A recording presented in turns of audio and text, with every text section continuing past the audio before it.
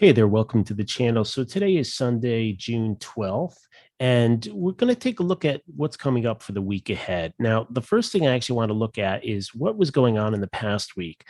We actually had some kind of fireworks in the market. So the first part of the week on Tuesday, we had something called trade balance come out, and I'm going to look at that in a minute with respect to GDP. Then we also had mortgage applications come out down 6.5%. Probably expected. CPI though showed up to be more persistent than maybe the market liked, so we had kind of a big sell-off on Friday, and I suspect on Thursday we kind of led into that. But what I want to do is take a moment to look at the trade balance, because if I look here,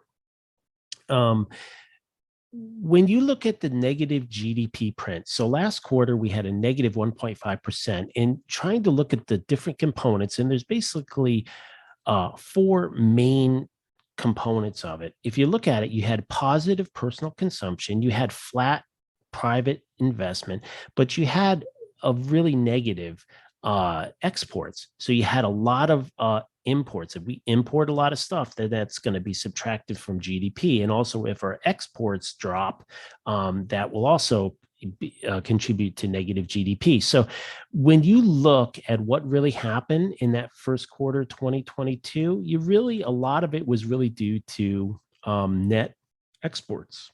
Okay.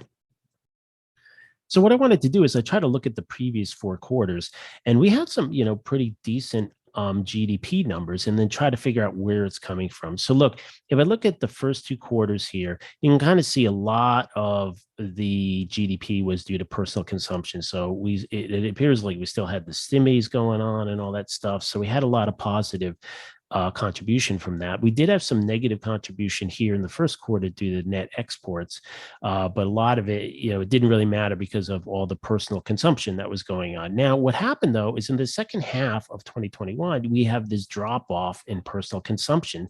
So now that's going to make it, this is really a big contributor to our GDP apparently, and so that's going to create kind of a big issue. Now, the other thing too is gross private domestic investment. So interesting. So there was actually significant investment, positive contributions to the second half. So that kind of made up for the drop in personal consumption. And then we did have a negative contribution of net exports in the Q3, but it was, and actually, if you look at it, it kind of really did lead to a drop. However, we had some investment that kind of made up for it. So we didn't throw a negative number there. So the question is, we just got the trade balance numbers. So the trade balance number is going to give us any kind of indication as to what's the Q2 GDP is going to look like. Are we going to get that second quarter of negative GDP, which is the sort of minimum requirement to be declared in a recession? Well, let's look at it. Now, of course, everything gets complicated. So you go here to the balance of trade data, and you look at it, and you can see that one thing that we can see is we have this consistently increasing trade deficit. Here we're at minus 65 billion, right? So this is in millions. So, but minus 65, minus 67. So it's kind of in that 65 to 70 area, but it's been increasing. We have these 81, 80. So we have some really big numbers here. Now, interesting, in 2022, we've kind of gone off the rails here. We've gone to very big trade deficits. Now we're at almost minus 90. And this is, if you look at that number, minus 89.22, that's the biggest number. We did not have that in all of 2021. So that is a very large trade deficit, and we had it consistently for January, February, and then March, it blew out the books at minus 109. So in this, you can see that this is a very large trade balance. Now, it's interesting. This is only minus 228 billion, but over here, minus 288 billion. So about 60 billion more was enough to contribute, instead of only contributing minus 0.2, minus 3.2. So I'm not sure the weighting and all that. So it's going to create kind of an issue. But if we were to look and say for 2022, and we say, hey, High deficits did contribute to that negative number. What is the situation now? Well, okay, it's a little better. April came in at minus 87 billion. So that's not the minus 109. So that's better. However, it is on the high side. In other words, minus 87 is still higher than any of the prints that we had in all of 2021. Okay. So we still are in a situation where net imports are really causing an issue. They're putting a damper on it. So now if we look at this, we have to figure out, well, where are things going to come from? So for Q2, looking at that, look, you had a personal consumption contributed a positive 2%. Personal consumption is probably dropping. I mean, it just depends how the numbers come out, but consumers are strapped. Now, maybe it'll hold up in Q2 because we have this situation where we have rising credit. So people are basically, how are they affording these things? Increased in prices. How are they doing that? They're just putting on a credit and they're probably getting away with it for now. So maybe this will hold up. Who knows? Private investment. I suspect that private investment will probably be somewhat negative because just look, the people doing the investment kind of look at all this stuff and are like, look, we're going into recession. So they're going to be really cautious about that investment. Our net exports, well, are we going to get a minus 3.2? Probably not. It'll probably be better, but is it going to be positive? No way. I mean, look at the current number that we got for April is still more negative than any other trade balance for all of 2021. So this is creating negative pressure on that. And then the final thing is government expenditures. So now, this is, as I kind of pointed out, I think in my other video, this still probably is going to be on the low side. Look, Build Back Better didn't get passed. There's no stimmies right now. There might be a little bit of that. Maybe some of the state like money they're doling out to help with inflation. Maybe some of that. So my guess, and so now we're in speculation world. We are not in financial advice world. We are not in anything like that. But my guess is we're probably really in recession. And we're probably in recession right now, and we'll get some kind of a negative GDP print. I don't see any positives on any of that. So that's kind of my guess.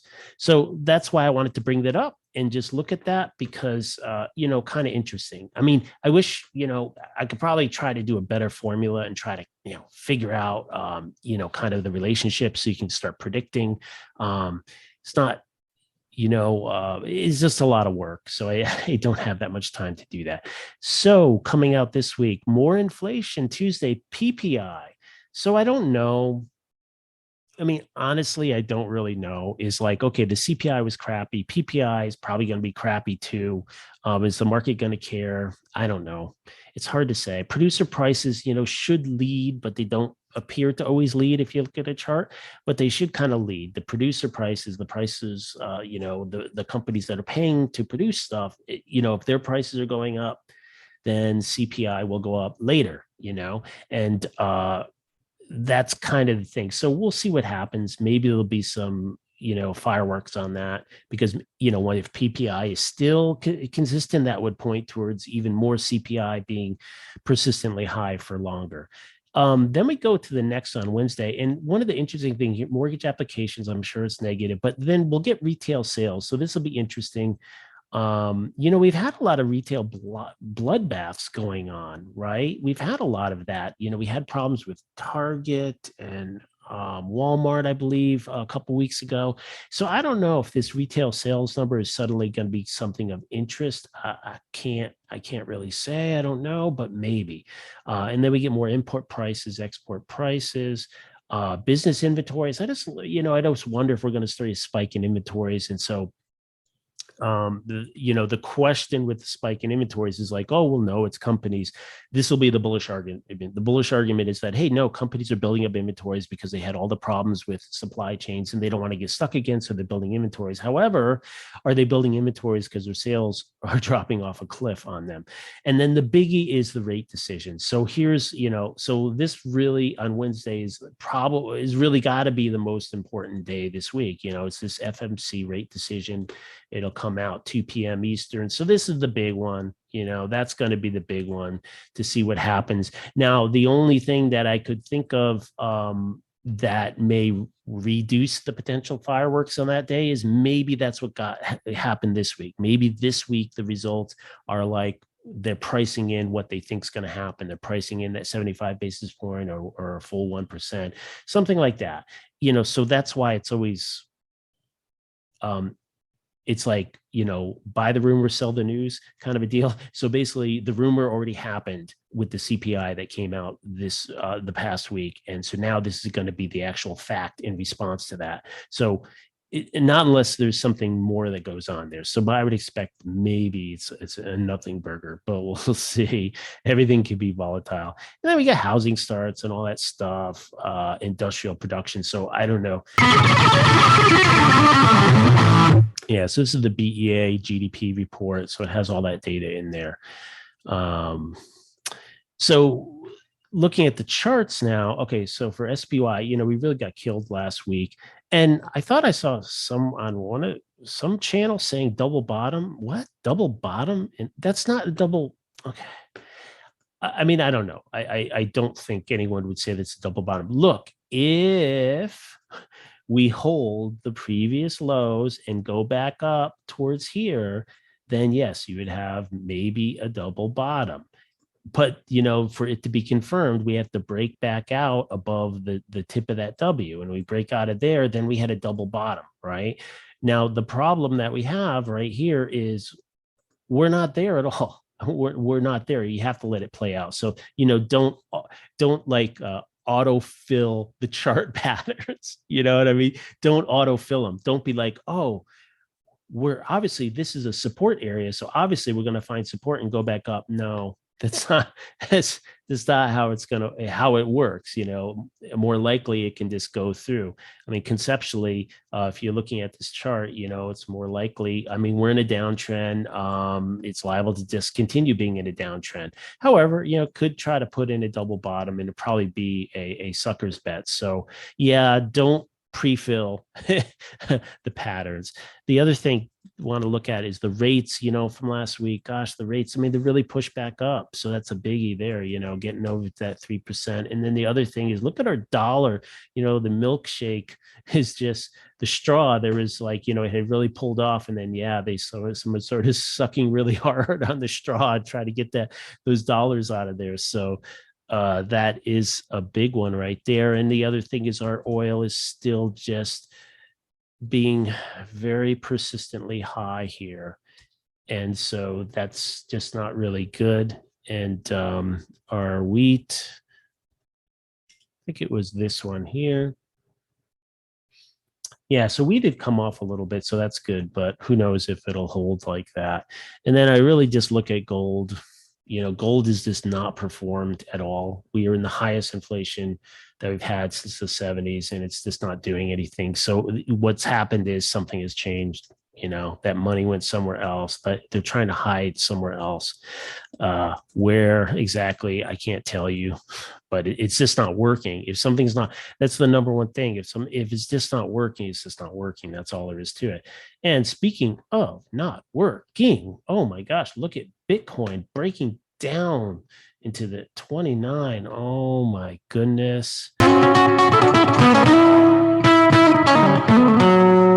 So looking at Bitcoin, yeah, this is just terrible. We have broken down below that 30,000. We are now below, this support, all this support here, we're below it now. And we're down hitting towards 26,000. So this is a disaster. And then once again, what has happened here? You had, because it climbed up quickly up that ladder and got up there, there's very little volume here. So there's very little support, very, very little support until you get down to 10K. So now Bitcoin is finally blowing out. Just terrible. So I think that's it for this one. Duck and cover.